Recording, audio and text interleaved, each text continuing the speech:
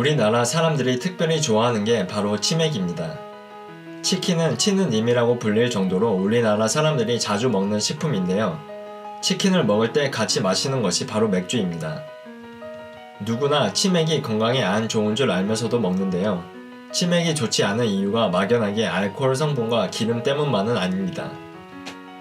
치맥은 영양학적으로 고칼로리이기 때문에 건강에 도움이 안 됩니다. 고칼로리란 말 그대로 오직 열량만 있고 비타민과 미네랄, 섬유소 등 건강에 도움을 주는 영양소는 전혀 없는 식품을 뜻합니다. 술, 가공기름, 첨가 당류가 대표적인 고칼로리 식품들입니다. 치맥은 맥주와 튀김용 기름, 동물성 지방, 양념에 당이 조합된 최악의 고칼로리 식품입니다. 고칼로리 식품은 앞에서도 말했듯이 영양소도 부족하지만 몸에 이로운 영양소의 흡수와 대사를 방해한다는 점에서 더욱더 해롭습니다. 특히 지방의 대사 과정에 부정적인 영향을 끼쳐 살이 급속도로 찌게 만듭니다. 그렇다면 치킨과 맥주 중에서 어떤 것이 더 해로울까요? 맥주가 더 큰 문제입니다. 왜냐하면 맥주는 100% 고칼로리 식품이기 때문입니다. 게다가 술은 그 자체로도 칼로리가 상당히 많아 g당 7kcal 정도의 열량을 지니고 있는데 이것은 탄수화물이나 단백질의 g당 칼로리 수보다 높은 수치입니다.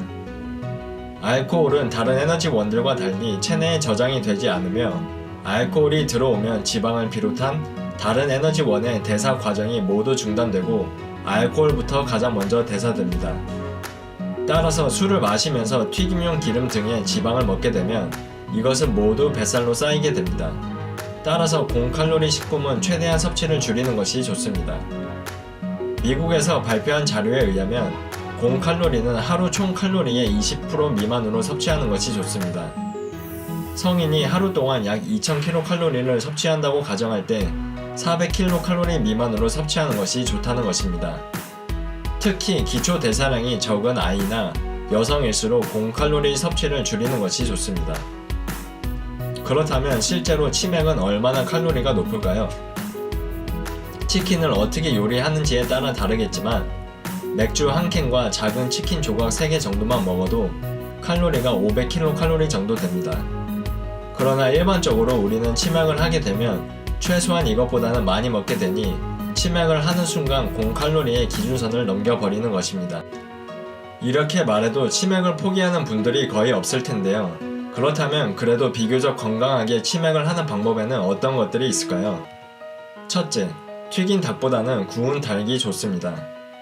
우리나라에 여러가지 치킨 가게들이 있는데 요즘은 구운 치킨을 파는 곳도 이전보다 많아졌습니다.